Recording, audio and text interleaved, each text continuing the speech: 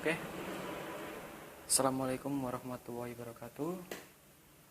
Perkenalkan, nama saya Sandi Arianto. Di sini saya sebagai mahasiswa Ikmir Skina. Untuk menyelesaikan tugas akhirnya, saya membuat sebuah video ini dengan harapan dan tujuan dapat menyelesaikan tugas akhir saya dengan baik. Dan di sini saya sedang masih kuliah atau saat ini juga kuliah di Ikmir Skina, di mana Ikmir Skina adalah sebuah lembaga yang selama ini menaungi saya dalam kuliah. Dan di sini juga saya akan menjelaskan tentang sebuah akar permasalahan dari sebuah keterpurukan bangsa Indonesia, di mana Indonesia ini akan saling terpuruk apabila tetap atau terus begini seperti itu. Dan di sini saya akan menjelaskan kondisi nasional dan akar permasalahan sebuah bangsa Indonesia, yaitu merenungkan masalah bangsa memerlukan kearifan dan menghendaki disiplin berpikir sistematik. Tak ada satupun persoalan bangsa yang terlepas kaitannya dari persoalan lain. Hubungan antar perkara itu dapat bersifat positif atau membawa perbaikan, gitu. Atau negatif juga, memperparah keadaan. Karena itulah kemacetan kerja dan keluasan wawasan pada segenap komponen bangsa diajatkan jangan sampai para pemimpin bangsa terjebak pada sikap parsial atau sektoral, bukan memecahkan keseluruhan masalah atau malah menanam bom waktu yang suatu saat bisa meledak dengan dahsyat. Sebagai bangsa yang beriman, kita patut menyimak dan menghayati kembali doa yang diajarkan Nabi Muhammad SAW. Doa itu bermakna, ya Allah, sungguhnya aku berlindung kepadamu dari rasa cemas dan putus asa.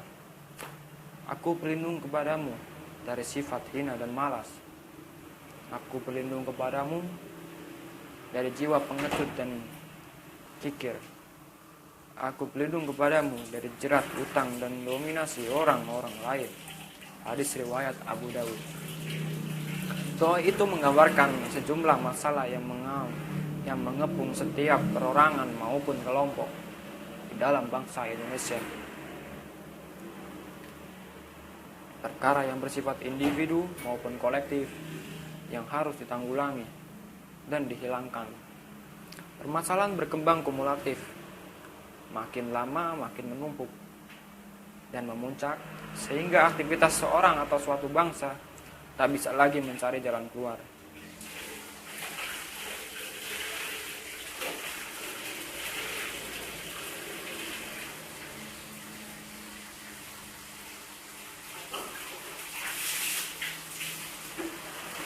Permasalahan pertama adalah bersifat psikologis, yakni merajanya rasa cemas dan putus asa, despair. Kecemasan bermula dari ketidakpuasan terhadap situasi yang sedang berlangsung dan kekhawatiran menyongsong masa depan yang serba tak pasti. Krisis dan tekanan yang silih berganti masalahnya memburamkan pandangan dan menghubur harapan yang tersisa. Yang tinggal sekarang hanyalah sebuah perasaan bersalah atau guilty feeling, atau kebiasaan menyalahkan orang lain, tanpa kesanggupan melakukan introspeksi atau otokritik secara ksatria. Permasalahan peringkat kedua yaitu bersifat psikologis juga, psikosiologis, yaitu sifat hina dan malas. Perasaan rendah diri menjangkiti jika berhadapan dengan orang lain, bahkan kebiasaan mengisolasi diri dari pergaulan dengan sesama. Umat manusia tumbuh akibat takut bersaing atau takut apa dan lain-lain gitu. Ada bangsa yang merasa bodoh, miskin, dan terbelakang hanya karena faktor-faktor materialistis belaka gitu. Selanjutnya tak ada keinginan untuk merubah menjadi lebih baik, mencapai taraf yang sama di depan bangsa lain, yaitu malas untuk menuntut pengetahuan dan pengalaman baru, menghadapi tantangan dan melampaui ujian yang sudah sewajarnya dilakoni atau dijalani oleh setiap umat manusia demi mencapai prestasi yang sama, mencapai taraf yang sama di depan bangsa lain. Malas untuk menuntut pengetahuan dan pengalaman baru, menghadapi tantangan dan melampaui ujian yang sudah sewajarnya.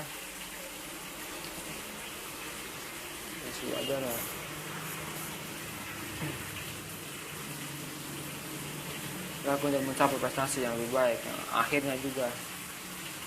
Akhirnya bangsa ini menghibur diri dengan keadaan yang stagnan. Penyakit ketiga bersifat sosio-antropologis, berupa jiwa pengecut dan pikir. Pada stadium ini tak ada lagi semangat juang dan jiwa kepahlawanan. Semuanya hanya cerita masa lalu yang dibangga-banggakan sebagai warisan nenek moyang. Setiap orang merasa enggan untuk berkorban demi menyiapkan masyarakat secara keseluruhan, sebab pengorbanan yang tulus dipandang sebagai kesia-siaan dan tak akan menghasilkan kompensasi konkret.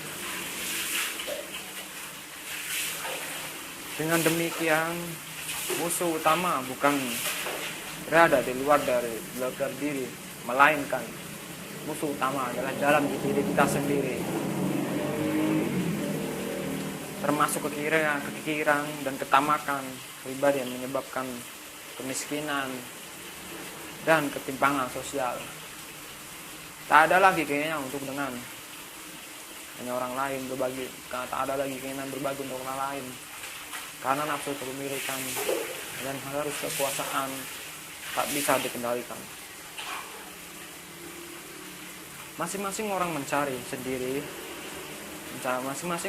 selamat sendiri, meskipun tahu perahu bangsa akan segera tenggelam. Puncak dari permasalahan itu bersifat ekonomi politis, yaitu jeratan utang dan dominasi kekuatan asing individu atau bangsa yang selalu cemas, kita malas berpikir dan bekerja. Biasanya suka mencari jalan pintas untuk memenuhi kebutuhan hidup yang terus mendesak. Sementara penghasilan terbatas, maka para pemalas cenderung memperbesar hutang mendesak. Sementara penghasilan terbatas, maka para pemalas cenderung memperbesar hutang. Padahal kekayaan terpendam yang dimiliki dan sumber daya yang menganggur masih berlimpah. Namun tidak terkelolanya dengan baik sumber daya tersebut, akhirnya mulai membuat orang hidup nyaman karena tak perlu bekerja keras, dan kekayaan terpendam yang dimiliki dan sumber daya yang menganggur masih berlimpah. Namun karena tidak perlu lagi terkelola dengan baik, dan utang debit trap mulanya membuat orang hidup nyaman karena tidak perlu bekerja keras, cukup mengandalkan kebaikan hati. Namun lama-kelamaan utang ini membuahkan sebuah ketergantungan, bahkan ketundukan pada kekuatan asing. Penyaluran utang adalah modus imperialisme yang paling canggih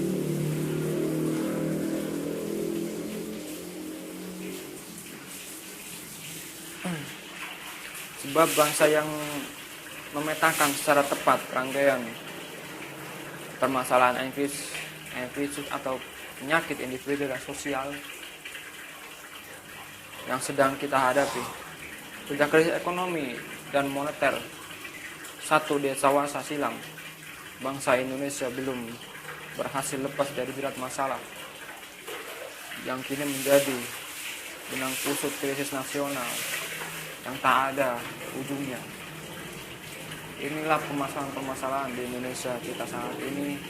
Kenapa bangsa kita semakin terpuruk dan tak mau bangkit karena sumber daya kita banyak, tetapi tidak dikelola dengan baik dan tidak dikelola dengan oleh atau tangan-tangan kita sendiri. Padahal tanah ini adalah tanah kita, tanah nenek moyang kita. Maka jagalah bumi kita ini, bumi tanah air kita ini dengan baik. Kelolalah hasil bumi kalian, hasil bumi Indonesia ini dengan baik. Maka niscaya bangsa Indonesia akan menjadi lebih baik lagi dari bangsa-bangsa yang lain, karena kita mempunyai harta yang melimpah, sumber daya yang melimpah, sumber daya alam yang banyak, minyak yang banyak, batu bara yang banyak, di mana-mana kita sudah ada. Namun permasalahan ini tak pernah kunjung selesai karena sumber daya kita tak ditangani oleh kita sendiri. Bahkan kita yang menghasilkan, tapi mereka yang menjual kepada kita, diri kita sendiri. Padahal kita yang menghasilkan sumber daya itu, bangsa kita yang menghasilkan sumber daya alam tersebut, namun dijual kepada kita dengan harga yang tinggi. Itulah masalah yang kita dapat menghasilkan, tapi kita tidak mendapat menikmatinya, melainkan orang lain yang dapat menikmatinya. Itu.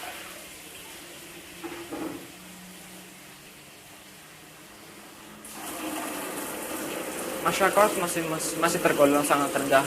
Terjadi decoupling ekonomi politik, di mana keterluasan kebebasan dan partisipasi masyarakat meningkat, namun tidak diiringi dengan tingkat kesejahteraan masyarakat. Kemiskinan dan pengangguran justru meningkat. Di tengah arus demokrasi, bahkan demokratisasi dan otonomi daerah telah menyebarkan virus KKN, korupsi, nepotisme. Bukan hanya secara teritorial, tetapi secara faksional di lembaga-lembaga seperti legislatif, partai politik, lembaga sosial, dan lain-lain. Kita menyadari melalui mekanisme otokritik kolektif yang serius bahwa memahami persoalan atau mendeteksi penyakit lebih diutamakan ketimbang mencari solusi dan mencoba terapi yang bersifat spontan dan sporadik. Solusi tuntas.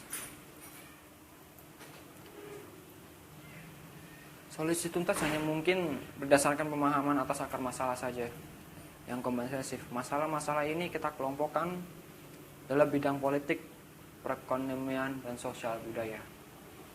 Contohnya dalam bidang politik ini adalah ada politik yang mendekatkan manusia kepada kemaslahatan dan menjauhkan dari kerusakan serta mengantarkan kepada keadilan. Politik adalah pembentukan dan pembagian kekuasaan dalam penyelenggaraan negara untuk merumuskan dan melaksanakan kebijakan politik dengan mengambil berbagai keputusan-keputusan yang otoriter. Keputusan itu berupa program, anggaran, regulasi maupun penentuan pejabat dalam rangka mewujudkan kepentingan nasional berupa kesejahteraan dan keamanan masyarakat.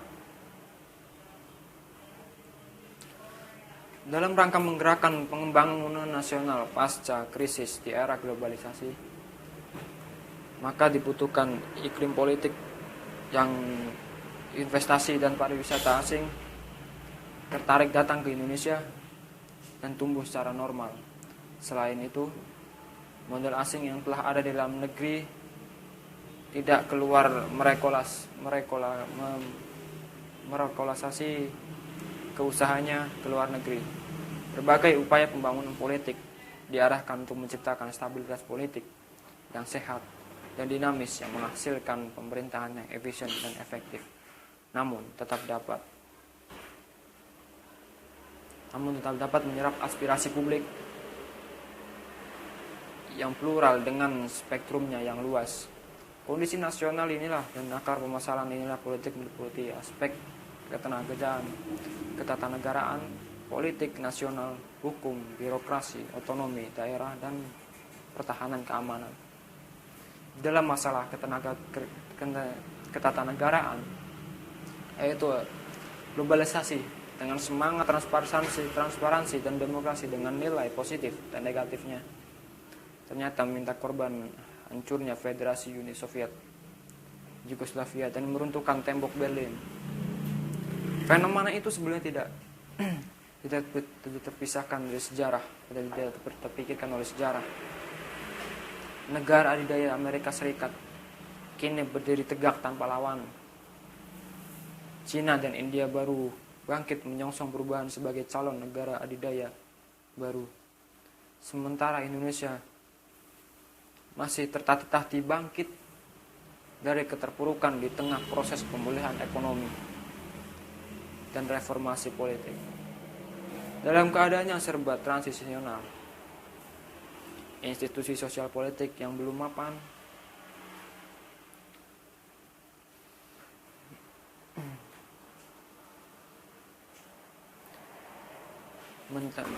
mentalitas aktor politik ekonomi yang masih belum stabil, penegakan hukum yang masih bersifat tebang pilih, serta birokrasi yang lamban dan tepat. Bukan tidak mungkin Indonesia menjadi negara yang gagal atau the failed state. Itulah beberapa masalah atau program-program dan beberapa masalah akar-akar kita yang selama ini kita temui dari berbagai politik, dari berbagai masyarakat, dari berbagai pengangguran, korupsi. Itulah sebenarnya masalah-masalah yang ada di Indonesia kita ini. Tanpa disadari itu sebuah masalah besar. Dari sebuah korupsi, kita sebenarnya sudah diajarkan dari sebuah korupsi atau sebuah suap menyuap.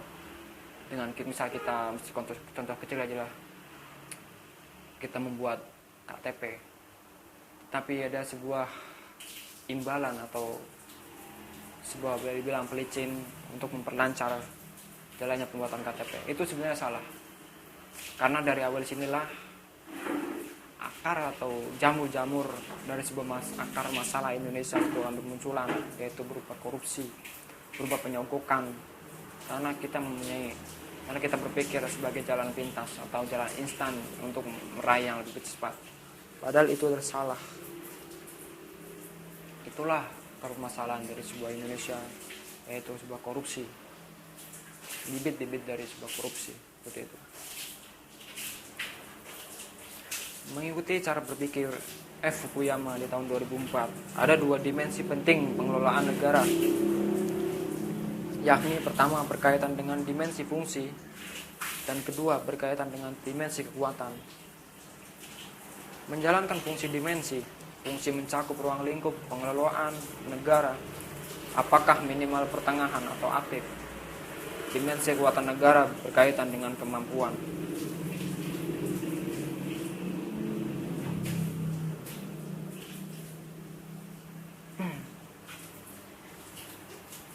Menjalankan dan menegakkan fungsi-fungsi yang diembannya demikian luas.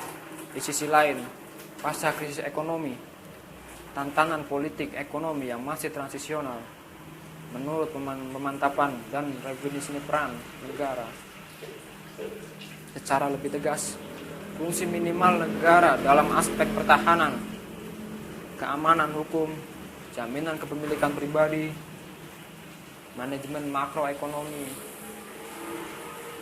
dan kesehatan masyarakat, serta program-program anti kemiskinan dan penanggulangan bencana adalah jelas merupakan fungsi-fungsi negara yang harus dan menjadi kewajiban negara untuk menegakkannya. meskipun dalam kekuatan yang sangat terbatas. Sementara itu fungsi pertengahan serta kebijakan-kebijakan yang bertahan dengan pengaturan monopoli juga masih menuntut peran pemerintah. Peran pemerintah semakin lama semakin berkurang sama dengan tingginya partisipasi masyarakat. Fungsi negara yang aktif namun dengan kekuatan lemah bergerak menuju kuadran 1, yaitu posisi dengan fungsi-fungsi yang minimal namun dengan kekuatan yang tinggi. Secara ideal negara bergerak dari fungsi aktif menjadi fungsi minimal bersama tumbuhnya kekuatan negara. Permasalahan yang relevan adalah seberapa kuatkah negara Indonesia ini dalam menjalankan fungsi minimalnya. Sudah cukupkah? Sudah cukup minimalkah negara Indonesia ini? Itu jawabannya belum. Karena di tengah jalannya yaitu fungsi bidang pertahanan, keamanan, hukum dan pemilikan pribadi, manajemen makro, ekonomi dan kesehatan masyarakat, sehingga masyarakat merasa aman dan tentram. Apakah pemrograman anti kemiskinan dan penanggulangan bencana sudah mampu mengentaskan mereka yang menderita? Inilah akar dari kondisi destabilitas kehidupan bangsa dan bernegara yang ada. Di sisi lain, reposisi lembaga-lembaga kenegaraan belum berjalan mulus, mekanisme kerja yang belum mapan dalam struktur politik rumit dengan munculnya tokoh-tokoh politik yang belum matang. Tak ada lagi tokoh sekelas para pendiri bangsa yang mampu memerlukan kebijakan atau menghadirkan konvensi menuju tuntutan kenegaraan baru.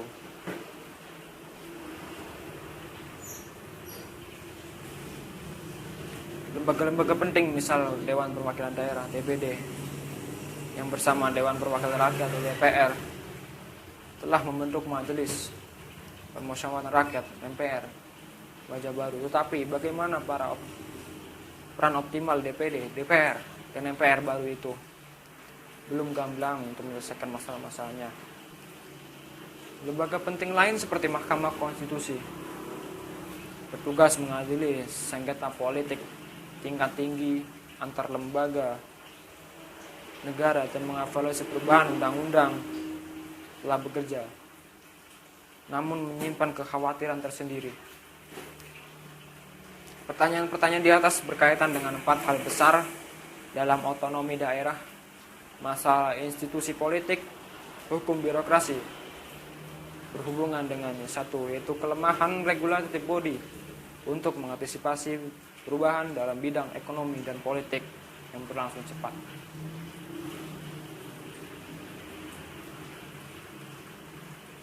Ketidaksiapan institusi yang berubah untuk mengantisipasi perubahan dalam bidang ekonomi dan politik yang berlangsung cepat. Ketidaksiapan institusi untuk berubah dan mentransfer diri ke dalam sistem good governance dengan karakter utama tata pemerintahan yang berwawasan ke depan, wawancara ke depan, transparan, akuntabel, menerapkan prinsip meritokrasi kompetitif, mendorong partisipasi publik, dan lain-lain. Pengetahuan akan desain organisasi atau institusi yang bersangkutan baik internal maupun dalam hubungannya dengan pihak-pihak eksternal, organisasi, dan ambiguitas institusi berupa ketidakjelasan tugas pokok, fungsi dan peran-peran lembaga negara, yaitu masalah politik nasional. Realita politik yang sekarang adalah terpampang di depan mata kita, ditandai dengan beberapa catatan penting, anomali atau kontradiksi politik. Pertama, sistem presidensial multiparti, begitu.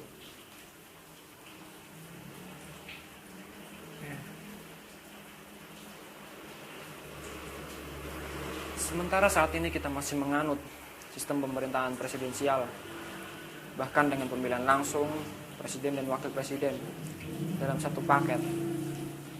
Namun parlemen kita menganut sistem multipartai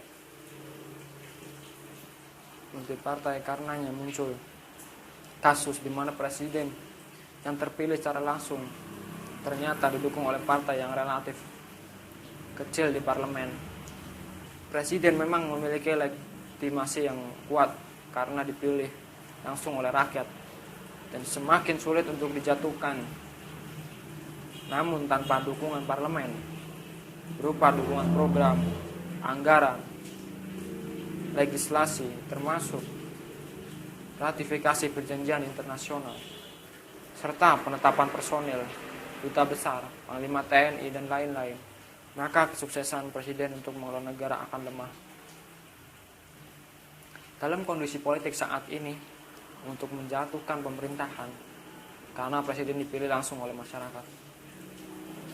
Namun sukses dan tidaknya pemerintah dalam mengemban amanat masyarakat, amanat rakyat sangat bergantung pada keharmonisan hubungan antara pemerintah dan parlemen.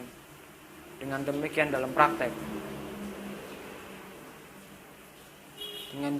praktek sebagaimana dilakukan pemerintahan Susilo Bambang Yudhoyono, yaitu saat ini tetap dilaksanakan semacam koalisi pemerintahan berupa ruling parties yang merupakan gabungan parpol atau partai politik di parlemen yang mendukung pemerintahan. Realitanya adalah sebuah alih-alih koalisi permanen tetapi lebih bersifat situasional, bergantung kondisi internal dan eksternal parpol. Pendukung pemerintahan tersebut sejarah memperlihatkan Partai Golkar yang semula merupakan lawan dari SBY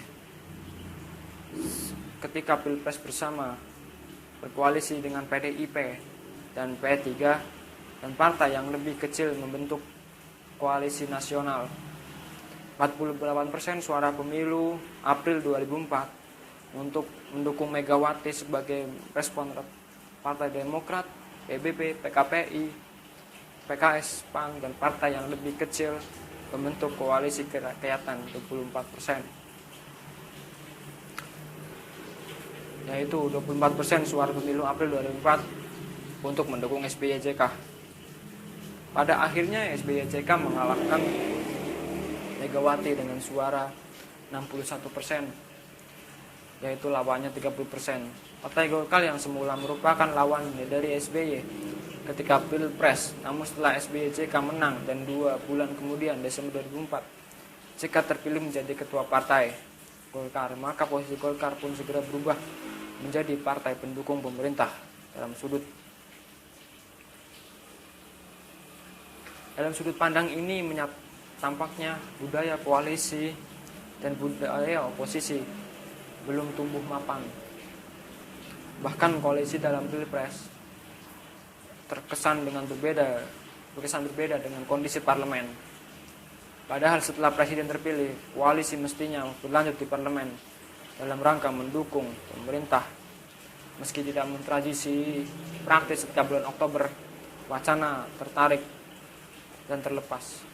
Dukungan dimunculkan oleh partai-partai pendukung pemerintah dalam kaitannya dengan bargaining position kader mereka dalam kabinet SBY.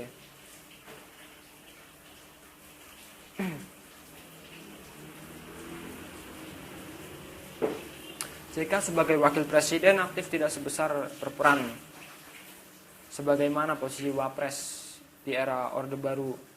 Partai Golkar mendukung JK mempunyai kekuatan lebih dari 2 kali lipat dari Partai Demokrat pendukung SBY. Ada yang membayangkan JK lebih aktif di pemerintahan, lebih berkuasa dibanding presiden sendiri. Bagaimanapun hubungan personal keduanya tampak jelas bahwa sistem multi partai di parlemen telah membuat ketidakseimbangan kekuatan di antara mereka menjadi mungkin. Dengan kata lain, koalisi yang terjadi ini sangat rawan dan tidak permanen karenanya dapat diprediksi ketika citra pemerintah terpuruk, maka para parpol pendukung pemerintahan dapat lari.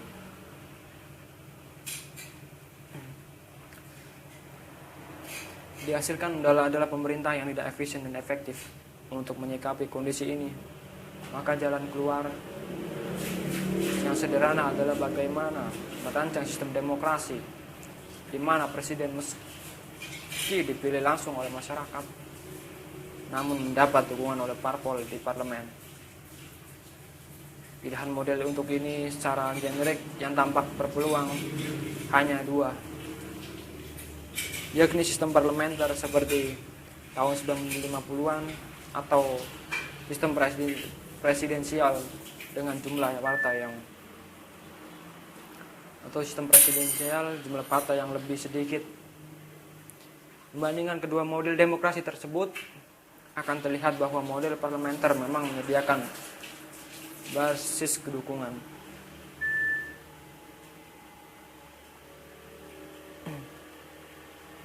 Karena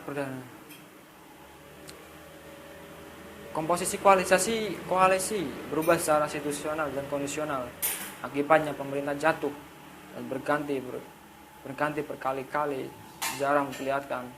Akhirnya demokrasi terpimpin menjadi solusi otoritarian dari konflik parlementer yang tak berkesudahan. Berdasarkan pertimbangan ini, maka sistem demokrasi presidensial dengan jumlah partai sedikit lebih menguntungkan dalam mendukung stabilitas politik nasional. Karena dengan sistem ini memungkinkan munculnya nilai partis yang lebih baik atau lebih sederhana. Namun dominan sehingga koalisi yang relatif lebih permanen dapat terwujud. Penetapan batas ambang parpol peserta pemilu atau sistem distrik dapat secara efisien menyederhanakan jumlah partai di parlemen. Jadi pilihan untuk menyederhanakan jumlah partai politik peserta pemilu adalah upaya untuk menumbuhkan pemerintahan yang stabil, efektif, dan efisien. Namun juga mengakomodasi sebuah kondisi spektrum pluralitas politik yang ada di Indonesia. Karenanya memang eksperimentasi demokrasi seperti ini mesti dilakukan secara bertahap dan gradual. Kedua, legislatif heavy dalam sistem presidensial. Harus diakui bahwa dalam semangat Undang-Undang Dasar 1945, hasil 4 kali amandemen sebagai arus balik dari era authoritarian regime Orde Baru nampak kecenderungan legislatif heavy, di mana DPR mempunyai peran yang kuat dan dominan dalam hal-hal dukungan program.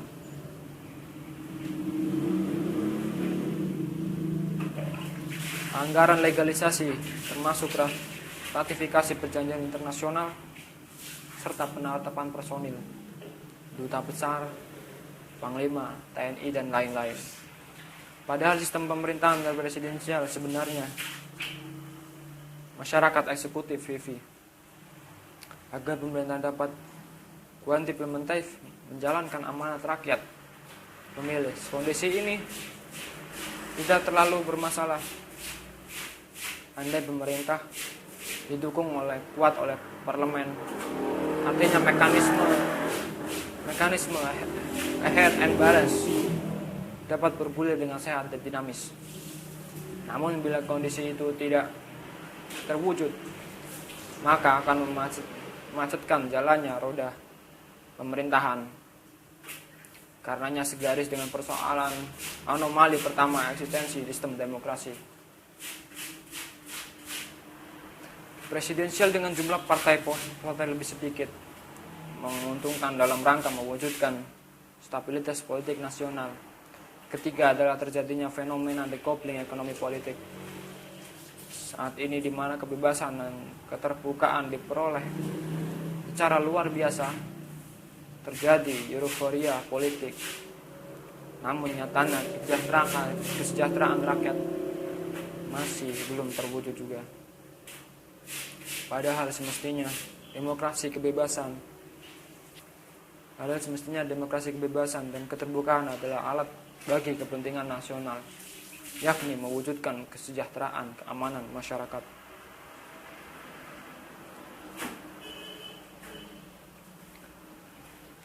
Ketika politik dan demokrasi profesional, prosedural formalistik di era Orde Baru runtuh, yang muncul adalah demokrasi liberal transisional di era reformasi.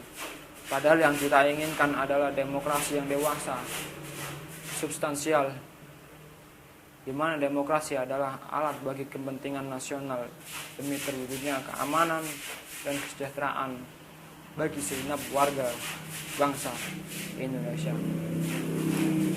Dari 4 kuadran tersebut, kondisi yang ideal terjadi bila mana masyarakat merasa bebas dan sejahtera dari keterpurukan kondisi politik yang bebas. Namun mereka menderita secara ekonomi. Menjawab pertanyaan fenomena yang lebih baik kondisi Indonesia di bawah Presiden Soeharto ataukah kondisi Indonesia saat ini di bawah Presiden SBY, serta pertanyaan sesaat, Indonesia pernah berada di masa Orde Lama, Orde Baru, dan Orde Reformasi. Menurut penilaian Sadora, mana yang lebih baik kondisi ekonomi Indonesia? Apakah di masa Orde Lama atau di masa Orde Baru atau Orde Reformasi? Di sini kita menyimpulkan dari berbagai pemimpin kita, dari pemimpin Presiden kita Soekarno, Presiden Soeharto, dan Presiden SBY, Presiden Megawati. Di sini kita menyimpulkan dari beberapa pemimpin kita, pastilah ada perubahan dalam negara Indonesia ini atau tidak? Dan apakah di masa kepemimpinan mereka menjadi lebih baik atau enak yang mana? Anda sendiri dalam masyarakat sendirilah yang memilih manakah sebuah penyimpangan kepemimpinan atau bagaimana dalam memimpin sebuah bangsa ini menjadi lebih baik. Survei nasional lingkaran survei Indonesia pada Mei 2006 di seluruh populasi menyimpulkan bahwa meski Orde Baru catat sebagai rezim yang banyak melakukan pelanggaran HAM dan membelenggu kebebasan serta sangat tidak demokratis, namun demikian banyak publik yang rindu terhadap kondisi Indonesia selama Orde Baru dengan ekonomi yang stabil. Sebanyak 62,3% publik Jakarta menilai lebih berada di pada masa Orde Baru dibanding sekarang ini. Untuk bidang ekonomi sebanyak 69,6%. Publik Jakarta menilai kondisi ekonomi di masa Orde Baru jauh lebih baik dibanding Orde Reformasi. Kalau boleh memilih antara kebebasan kesejahteraan masyarakat, maka banyak orang lebih memilih kesejahteraan ekonomi ketimbang kebebasan itu saja. Evaluasi positif atau negatif terhadap kinerja lembaga-lembaga demokrasi seperti partai, DPR atau presiden dipercaya berangkat dalam evaluasi publik atas kinerja ekonomi nasional, yakni apakah keadaan ekonomi nasional tahun ini menjadi lebih baik, lebih buruk, atau sama saja.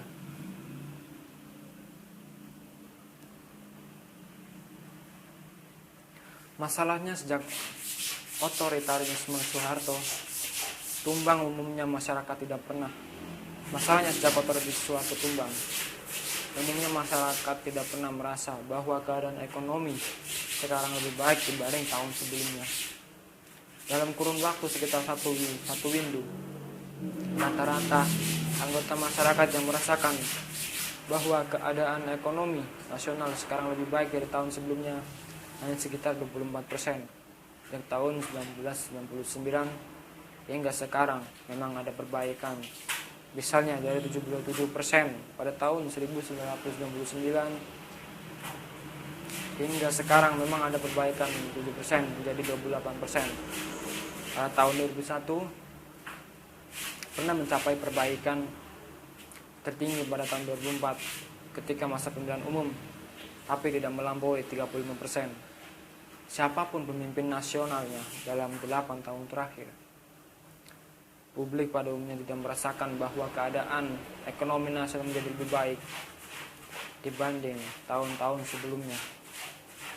Persoalan ekonomi ini merupakan persoalan lintas kepemimpinan nasional, dan seperti akan ditunjukkan di bawah bahwa masalah ekonomi ini berhubungan secara berarti dalam kinerja lembaga-lembaga demokrasi, kepuasan publik atas praktik demokrasi, dan dukungan terhadap keyakinan bahwa demokrasi merupakan sistem politik terbaik. Evaluasi terhadap kondisi ekonomi nasional berhubungan secara berarti dengan evaluasi terhadap lembaga-lembaga demokrasi, dan juga secara langsung dengan evaluasi atas praktik demokrasi secara umum.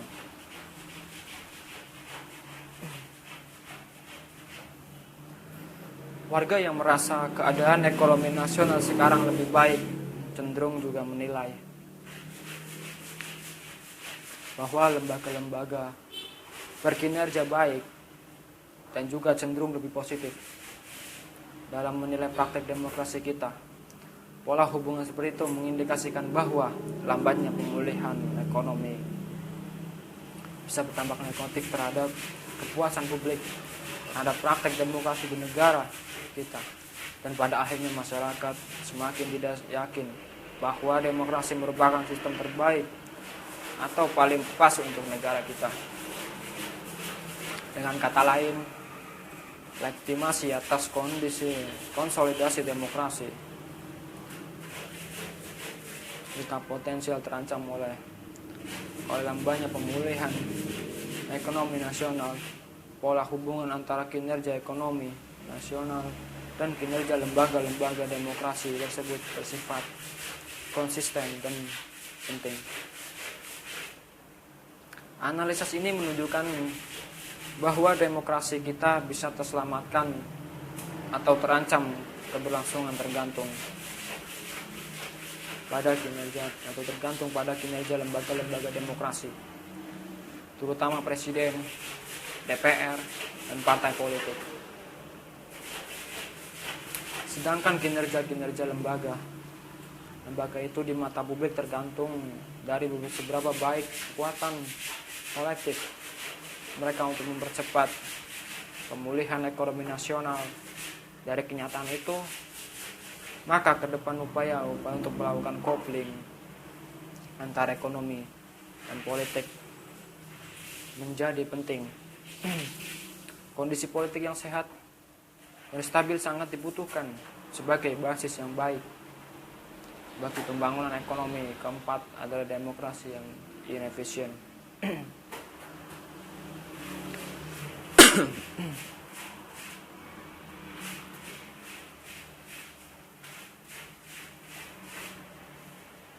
Sekarang ini harus diakui bahwa suatu daerah dapat terjadi beberapa kali pilkada atau pemilu, mulai dari level kabupaten atau kota atau provinsi, kemudian pemilu dan pilpres di tingkat nasional.